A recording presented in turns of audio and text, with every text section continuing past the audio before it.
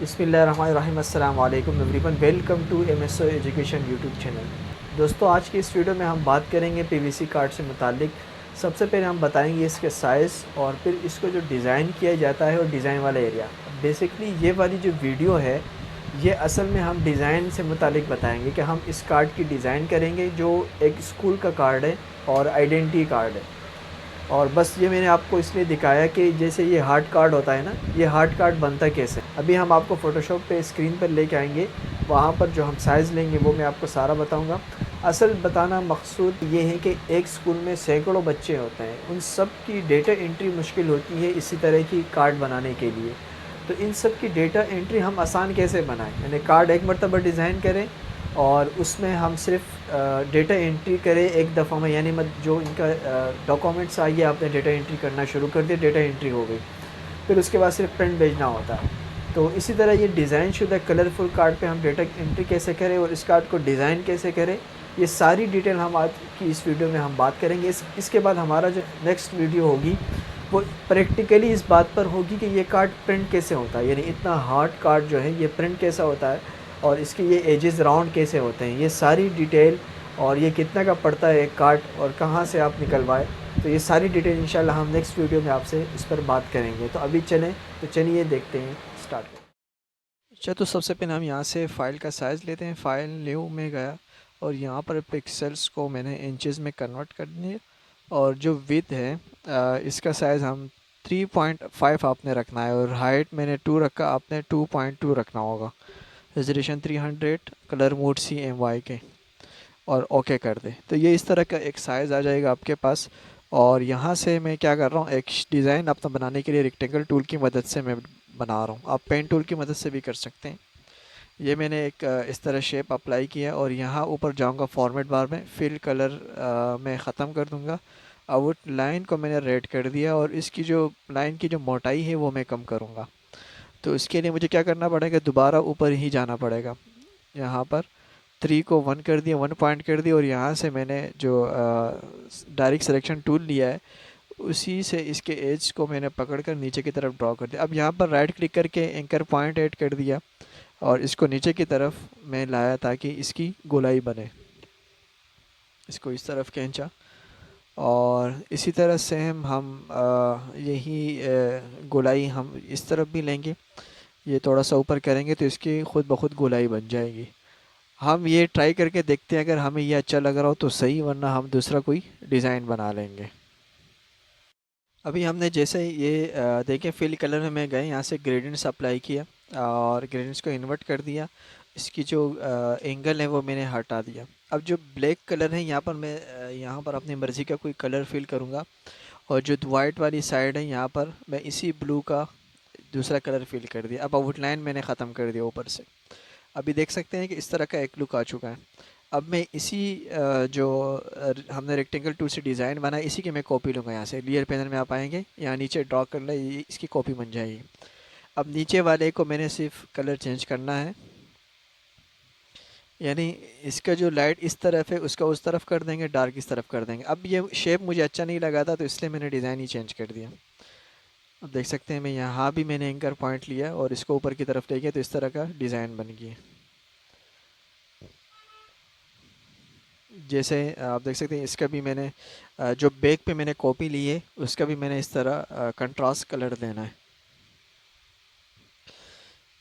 जैसे इसका जो जिस तरफ लाइट कलर है उस तरफ बैक का मैंने डार्क लिया, तो देख सकते हैं पीछे शेड्स नुमा आपको नज़र आ रहा होगा। इसको मैंने और डार्क कर दिया। अब आप देख सकते हैं कि ये ऊपर की तरफ आ चुका है। अब मैंने क्या करना है, ये हमने फ्रंट बनाया। अब इसके लिए मैंने क्या करना है, इन दोनों को मैंने सेलेक्ट कर लिया और कंट्रोल G प्रेस कर दिया तो ये ग्रुप हो चुका है। और मैं यहाँ पर टाइप कर रहा हूँ फ्रंट, यानी हमारी जो आईडी कार्ड है उसकी फ्रंट वाली डिज़ाइन ये रही। जैसे मैंने हाइट कर दिया तो फ्रंट हाइट हो गया। अब एक और रेक्टेंगल ले रहा हूँ और ये बैक पे मैं बना रहा हूँ। यहाँ एक चीज़ आपने नोट कर ली होगी, एक ही फाइल के अंदर हम फ्रंट और बैक दोनों का डिज़ाइन कर रहे हैं। ठीक है। अब यहाँ पर मैंने ग्रेडियंट्स लिए और इसी ग्रेडियंट्स का भी मैंने कलर वही रखना है जो हमने फ्रंट पे नीचे जो लेयर बनाया था उसी का कलर रखा था। इसी तरह हम 2 कलर दे देंगे और इसी तरह इसका एंगल चेंज कर देंगे। और ये कलर हमारा आ चुका है। अब उसके बाद मैंने क्या करना है, टेक्स्ट टूल लिया और ये आइडेंटिटी कार्ड के मैंने कुछ टाइप किया। इन सब को सेलेक्ट करके सेंट्रलाइज कलर फ़ॉन्ट वगैरह सब चेंज कर देंगे। अब कुछ टेक्स्ट मैंने जो इन पेज में टाइप किया है ये मैं एक्सपोर्ट कर चुका हूँ इन पेज से, और यहाँ पर ये वाला जो हिस्सा है ये हम फ्रंट पर लगा रहे हैं। तो इसी तरह देख सकते हैं मैं बैक को मैंने हाइड कर दिया, फ्रंट पर मैंने क्लिक करके ये वाला टेक्स्ट को पेस्ट कर दिया। इसको मैंने यहाँ पर लगाना है। अब ये देख सकते हैं फ्रंट और बैक के दो फोल्डर बने हुए हैं, यानी दो ग्रुप्स में। ये अभी हम फ्रंट पे काम कर रहे हैं और फ्रंट कर लिया रही सिलेक्शन टूल लिया। ये लाइन मुझे पसंद नहीं, तो इसलिए ये इन पेज से बनी हुई लाइन है, तो मुझे यहाँ पर फ़ोटोशॉप पे अपनी मर्ज़ी की लाइन बनानी है। ये दोनों लाइनें मैंने ख़त्म कर दी। सिलेक्शन टूल अप्लाई करने के बाद डिलीट का बटन प्रेस कर दें। यहाँ से शेप टूल से मैंने लाइन लिया, शिफ्ट के साथ इस तरह ड्रॉ करेंगे तो बिल्कुल सीधी लाइन बन जाएगी। और ऊपर यहाँ पर ब्लैक कलर लेना है और इसकी जो थिकनेस है वो बढ़ा देंगे। फिल कलर भी मैंने यहाँ से फुल ब्लैक लेना है। इसकी जो हाइट है थिकनेस है वो 5 कर दिया मैंने। 5 बहुत ज़्यादा है, इसको थोड़ा कम कर देंगे, 3 कर देंगे, 2 कर देंगे।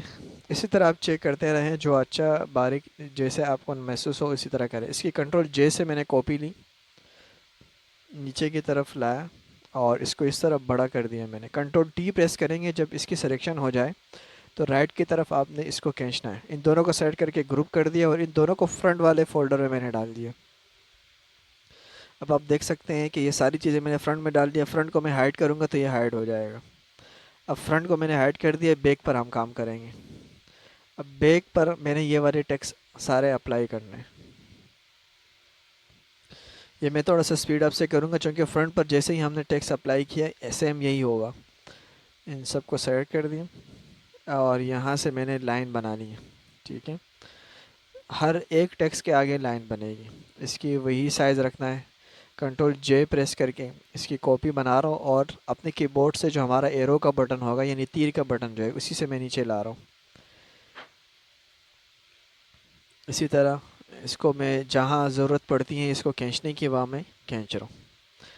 अब इन सब को मैंने क्या करना होगा, सेलेक्ट करना होगा यहाँ लेयर पैनल में। लेयर पैनल में आप देखेंगे सारी लाइनें, ये देखिए हाइड कर रहा हूँ तो नीचे वाला हाइड हो रहा है, इस तरह ऊपर वाला। इन सब को मैंने सेलेक्ट करना होगा ऊपर से शिफ्ट के साथ नीचे तक और कंट्रोल जी प्रेस करके फिर कंट्रोल ई प्रेस कर दिए तो ये मर्ज हो चुका है।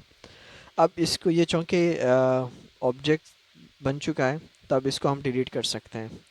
जहाँ हमें काटने की ज़रूरत पड़ी वहाँ मैंने काट दिए।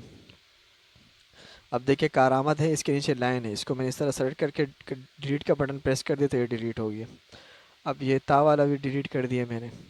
अब यहाँ पर मैंने कुछ डिज़ाइन बनाना है क्योंकि ये हमारे बैग का कुछ हेडिंग कह सकते हैं इसको, कार्ड भराई तलबा यानी कार्ड फॉर स्टूडेंट्स, इसका मतलब यही है।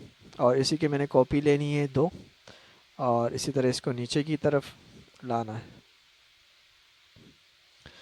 और एक और कॉपी लेनी है ऊपर की तरफ लाना है। इन तीनों को सेलेक्ट करके कंट्रोल जी और कंट्रोल ई प्रेस कर देंगे तो ये ग्रुप्स के बाद मर्ज हो जाएगा।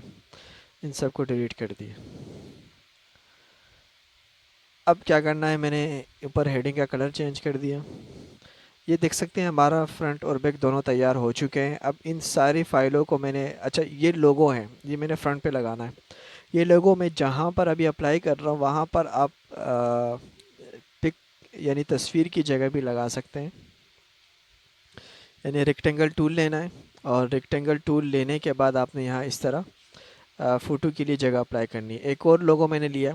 असल में जो नॉर्मल जो डिज़ाइन होते हैं इस तरह इसके फ्रंट पर ऊपर लोगो वगैरह बनाए जाते हैं और जो जहाँ पर मैंने लेफ़्ट साइड पे जो लोगो रखा है और उसी लोगो के लिए यहाँ पर तस्वीर की जगह होती है।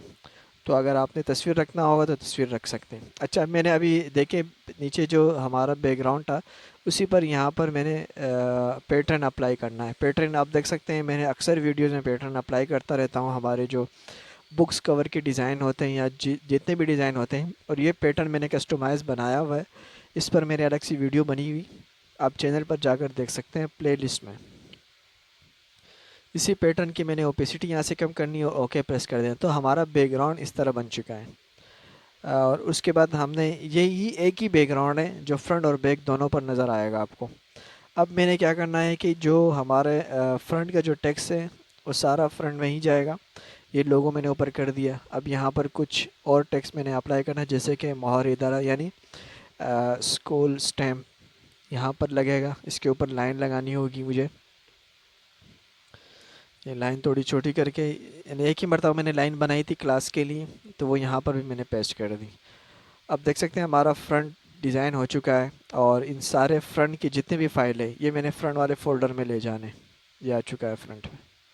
देख सकते हैं हमारा फ्रंट एक ही फाइल के अंदर है। इसी तरह बैक भी हमारा एक ही फ़ोल्डर के अंदर होगा।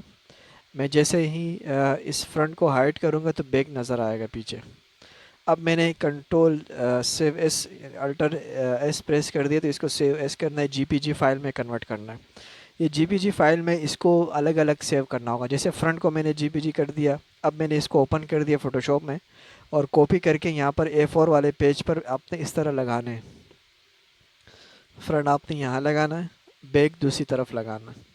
अब हम यहाँ पर सेटिंग कर रहे हैं, डेटा एंट्री के लिए एक फ़ाइल बना रहे हैं। वो A4 वाली फ़ाइल पर बनना होगा। और यहाँ पर हम अभी काट के कुछ सैंपल्स यहाँ रखेंगे और ऑटोमेटिक डेटा एंट्री कैसी होगी वो बताएंगे।